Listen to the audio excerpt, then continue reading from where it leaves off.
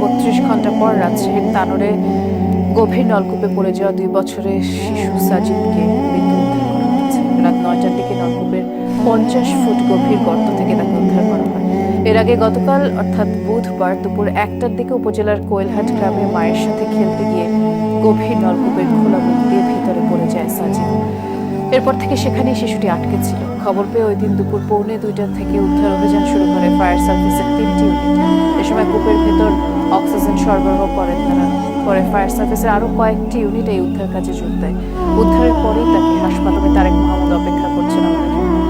তারেক, শিশুটিকে উদ্ধারের পর তো আসলে সবাই একটি আশাই করেছিল হয়তো শিশুটি বেঁচে আছে। কিছুক্ষণ আগেই আমরা ব্রিফিংটি শুনছিলাম, যেমনটি জানা হলো যে হাসপাতালে পাঠানোর পর কর্তব্যরত চিকিৎসক শিশুটিকে মৃত ঘোষণা করে।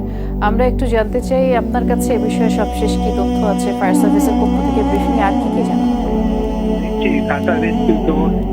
উদ্ধার কার্যক্রম সেটি শুরু করেছে এবং 50 ফুট নিচে 32 ঘন্টা থেকে তারা চেষ্টা করে কিন্তু শিশু সাজিদের উদ্ধার করে। এরপরে তাকে সাথে সাথে হাসপাতালে পাঠানো হয় দেখতে পাচ্ছি।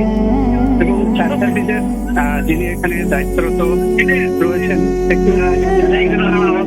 আমরা লাইভ যাচ্ছি